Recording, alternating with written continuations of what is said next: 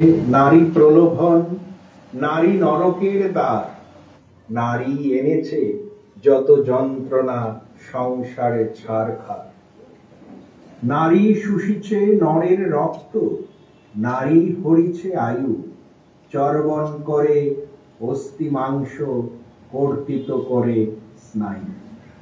নারী রাক্ষসী, রক্ত পিপাসী, পিশাচী, সর্বনাশী, মৃত্যুর শ্বাস বহিছে নিয়ত নারীর বক্র হাসি।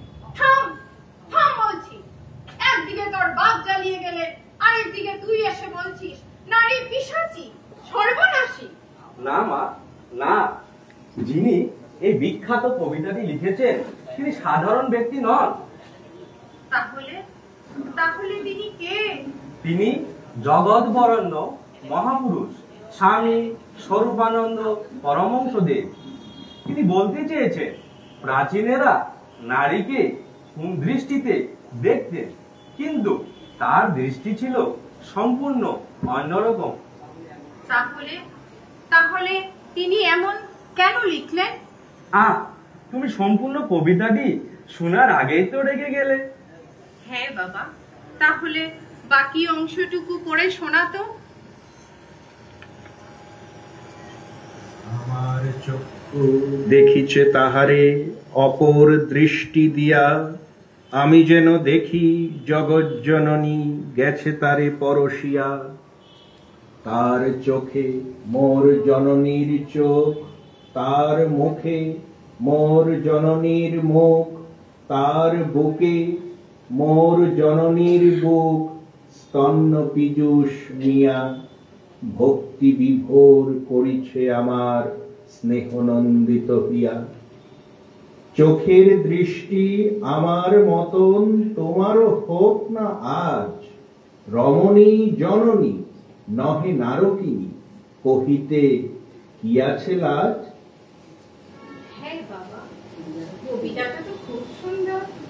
সত্যি তাই, তার একটি সুন্দর গান আছে, তুমি শুনবে? হ্যাঁ বাবা, শোনাতো। সবার মুখে দেখবো আমি আমার মায়ের মুখখানি, সবার কথাই শুনবো আমি আমার মায়ের মধুর বাণী। সবার মুখে দেখবো আমি আমার মায়ের মুখখানি। মা, জগতের সব মহাপুরুষরাই কি মাতৃভক্ত ছিলেন?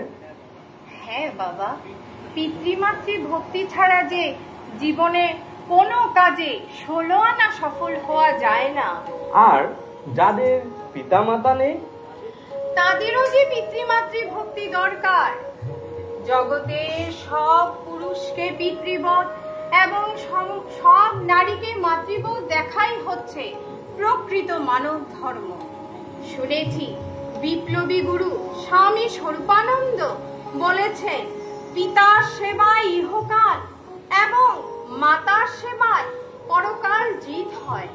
আর তাই কি মা? তিনি তার সকল সন্তানদের আদেশ করেছে ঘুম থেকে উঠে পিতৃমাতৃর চরণ বন্দনা করতে।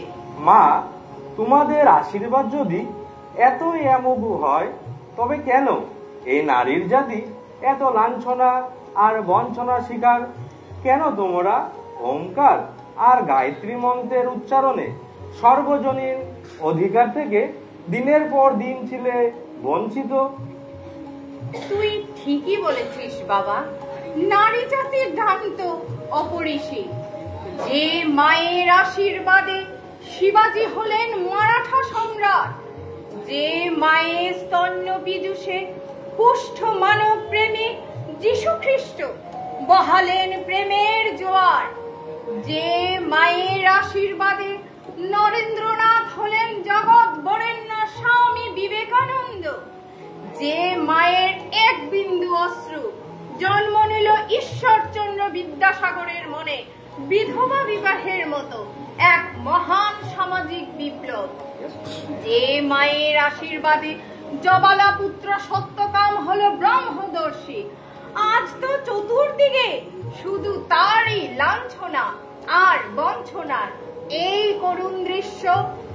আর হয়তো এই কারণে কবিগুরু রবীন্দ্রনাথ বলেছেন, নারীকে আপন ভাগ্য জয় করিবার কেন কেহ নাহি দিল অধিকার হে বিধাতা। নারী স্বাধিকারের বলে আবার জগৎ পূজ্য হবে।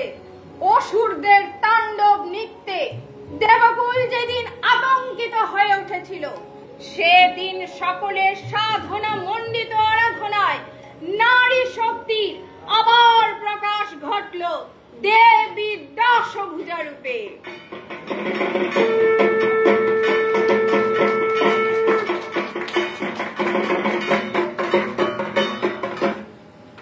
মানে তুমি বলতে চাইছো অসুর দোলনী শক্তিরূপিণী মায়ের আবির্ভাব নিশ্চিত? হ্যাঁ রে, এবারে রব হবে জয়